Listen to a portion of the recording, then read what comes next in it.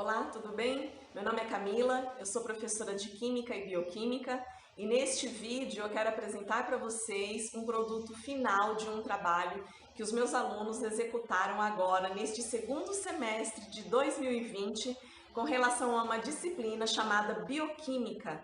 Todo ano nessa disciplina eu peço um trabalho com relação às organelas presentes em uma célula. Só que desse ano, por causa da pandemia, nós tivemos que repensar o modo deste trabalho. Então, cada grupo fez um vídeo explicativo sobre cada organela e todos os vídeos foram compilados agora neste trabalho final. Lembrando que todas as organelas que vocês irão assistir, elas estão presentes tanto em células animais quanto em células de plantas, com exceção à última organela, que são os cloroplastos.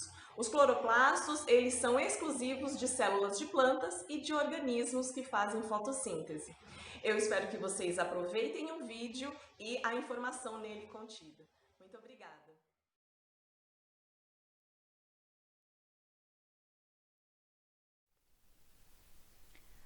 O núcleo é uma estrutura que ocorre apenas em células eucariontes.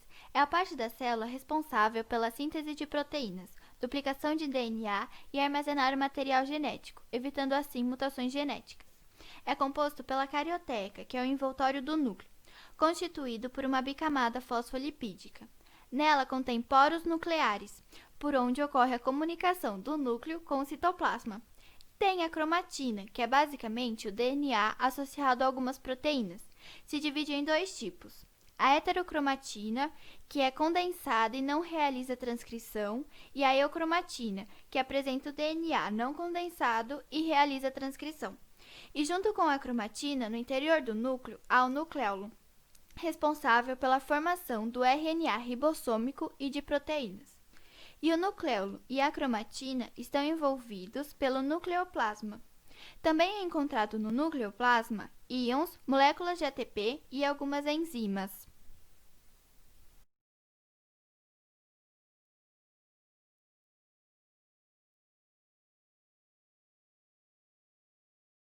Oi, gente, tudo bem?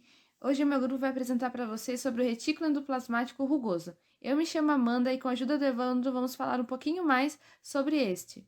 O retículo endoplasmático rugoso, ou retículo endoplasmático granular, tem sigla RER ou REG. Ele tem conexões diretas na membrana nuclear da célula. Essa membrana contém diversos ribossomos. Esses ribossomos sintetizam as proteínas que são transportadas pelo retículo, ou processadas e transformadas por enzimas no interior de cisternas, que são sistemas de membranas que se dobram várias vezes, formando algo parecido com canais. Que são essas partes roxo claro aqui no desenho. O retículo pode variar de tamanho de acordo com a função da célula. Lembrando que o retículo endoplasmático rugoso está presente em todas as células eucariontes. Os ribossomos são estruturas citoplasmáticas que participam ativamente da síntese de proteínas. Podem se encontrar dispersos no citoplasma ou aderidos ao retículo endoplasmático, sendo assim chamado de retículo endoplasmático rugoso, e tem como função participar da síntese proteica. Os ribossomos livres sintetizam proteínas que atuam no citoplasma ou no interior do núcleo e das mitocôndrias. Já os aderidos no retículo produzem as proteínas que compõem as estruturas celulares. Sua estrutura é constituída basicamente por proteínas e por um tipo de RNA ribossômico, formado por duas subunidades arredondadas com dimensões desiguais, uma maior 60S e outra menor 40S, localizada uma sobre a outra. Para a síntese de proteínas acontecer, o ribossomo associa-se a uma molécula de outro tipo de ácido nucleico, o ácido ribonucleico mensageiro. Ele, por sua vez, contém a informação genética para a síntese de determinadas proteínas. O ribossomo associa-se a esse RNA mensageiro e se desloca sobre ele, traduzindo a sua informação. À medida em que o ribossomo se desloca, a proteína vai sendo formada, associada à subunidade maior. Desse processo participa também outro tipo de ácido nucleico, o RNA transportador. A síntese completa de uma proteína leva de 20 a 60 segundos e o mesmo RNA mensageiro pode ser traduzido simultaneamente por vários ribossomos. Complexo de Golgi. Sua estrutura é chamada de Golgiossomos. São como saquinhos todos espremidos. O complexo de Golgi tem relação direta com o retículo endoplasmático granuloso. O granuloso produz proteína e manda para o complexo de Golgi. O complexo tem função muito importante de receber, modificar e enviar algumas substâncias. Ele é como se fosse a central de distribuição da célula.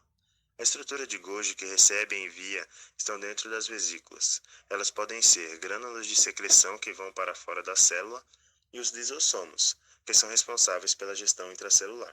O complexo envia estes dois tipos de vesículas, uma para jogar fora e outra para dentro da célula para fazer a digestão. Então eu tenho duas regiões, cis e trans. Cis, região voltada para o retículo endoplasmático onde recebem vesículas, e a trans, região onde vai liberar estas novas vesículas. A função do complexo é modificar a substância e direcionar para onde precisa. Bom, o nosso grupo ficou responsável por apresentar o retículo endoplasmático liso, certo? A gente não viu uma forma melhor de desenhar sem desenhar também o retículo endoplasmático rugoso. Basicamente, o retículo endoplasmático liso ele não possui ribossomos, que são essas bolinhas vermelhas que a gente apresentou aqui, por isso que ele parece liso. A função basicamente é participar da produção das moléculas de lipídios, então ele participa da síntese lipídica, certo? E em especial os fosfolipídios, que vão compor a membrana das células. Mas dependendo do tipo de célula, ele pode ter funções diferentes. Ele pode estar envolvido na produção de hormônios esteroides, como por exemplo a testosterona e o estrogênio, ou também fazer parte na desintoxicação, porque ele tem essa função também. Nas células do fígado ele absorve substâncias tóxicas, eles podendo modificar ou destruir essas substâncias para não causar dano ao organismo. E por isso que a atuação do retículo nas células do fígado, né, as células hepáticas, que permite eliminar parte do álcool e medicamentos e outras substâncias que podem ser nocivas na ingestão. E também mais uma função do retículo liso é a regulação dos níveis de cálcio no citoplasma de células musculares estriadas. O lisossomo é uma organela membranosa presente nas células eucariontes. São estruturas esféricas delimitadas pela membrana formada por uma camada lipoproteica. Os lisossomos contêm enzimas que lhe permitem degradar um grande número de substâncias, e como as enzimas hidrolases funcionam em ambiente ácido, a digestão ocorre dentro dos lisossomos para não prejudicar a célula. Sua função é fazer a digestão intracelular, então quando a célula precisa digerir substâncias vindas do meio externo, ela realiza a fagocitose. Por exemplo, no caso das células do sistema imunitário humano, que atacam células inimigas chamadas antígenos, o micro-organismo invasor é quebrado em partes menores e eliminado para fora da célula.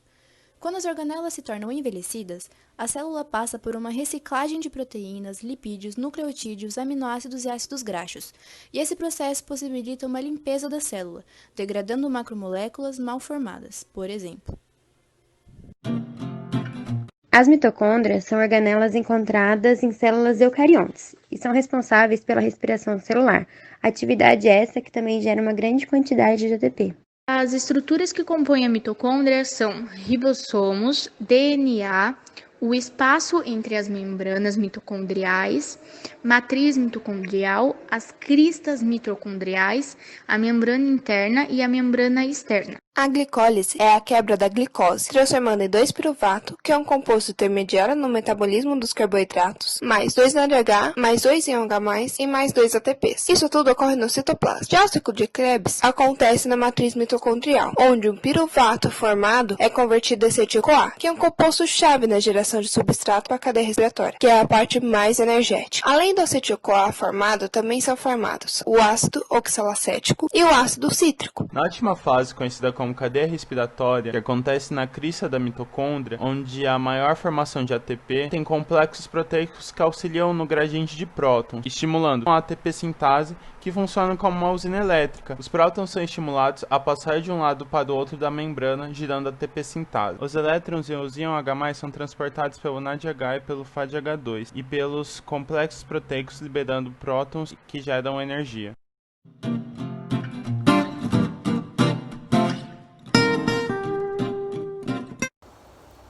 Cloroplasto. O cloroplasto faz parte de um grupo chamado plastídeos, os fotossintetizantes. São responsáveis pelo processo da fotossíntese. que utiliza a energia luminosa para a produção de moléculas orgânicas. Estão presentes nas células das plantas, algas e alguns plastídeos. A estrutura básica dela é composta por uma membrana externa, uma membrana interna pelo espaço intermembranoso, estroma e pelos tilacoides. A clorofila é o pigmento responsável pela sua cor verde. E esse é o desenho, professora, do nosso cloroplasto.